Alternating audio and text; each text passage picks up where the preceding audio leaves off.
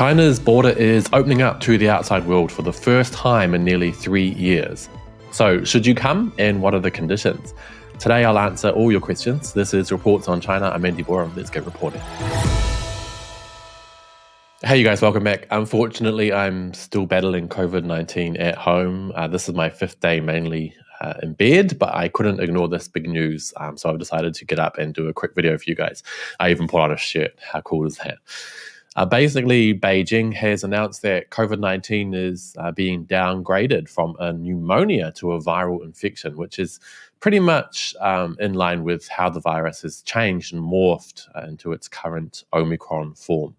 So what does that mean? Well, whereas it has been seen as a Class A infectious disease in China for the past 3 years, COVID will become Class B from January 8, no longer requiring any controls whatsoever. Now, that means that China cannot and will not continue taking PCR tests of visitors to China and putting them in central quarantine, and the country will return to its state pre-2020. It also means that Chinese citizens who have been barred from leaving China except under special circumstances for the past 3 years will be allowed to resume outbound travel and tourism. Now, I'll explain what that means a little bit later. Now, I can't underestimate how huge of a change this is, you guys. For example, like I mentioned before, I'm dealing with COVID at home in my apartment when just 2 weeks ago, or just over 2 weeks ago, I'd be in a central quarantine site right now and my entire building would be locked down. Now, to be honest, it feels quite strange, and it will take, for those of us in China, it will take a little while to get used to, I reckon.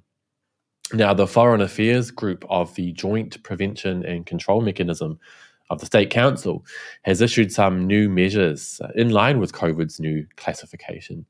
China will resume issuing student and tourism visas to visitors, foreign visitors wishing to come, but is there a catch? Is there any way you could end up locked down in a city or hotel or quarantine site if you visit? Not at all. There will be no further lockdowns or quarantine requirements and so on, based on this new classification. Basically, COVID will be treated the same way as a cold. So should you come? Well, that's up to you. China is currently going through a huge wave of COVID infections, which means a lot of the country is now running on low. For example, here in Shanghai, it's taking a long time to receive packages and deliveries, etc. The metro system here, which is the longest in the world, has been reduced significantly due to the lack of staff and passengers.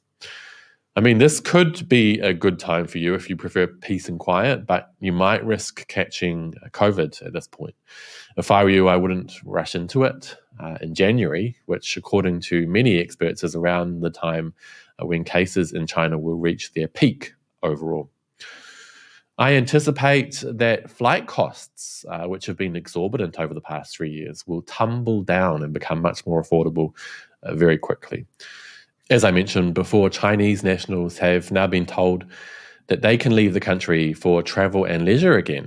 Not many people realize this, but Chinese have been barred from leaving the country unless for very specific reasons like work and study since the pandemic began.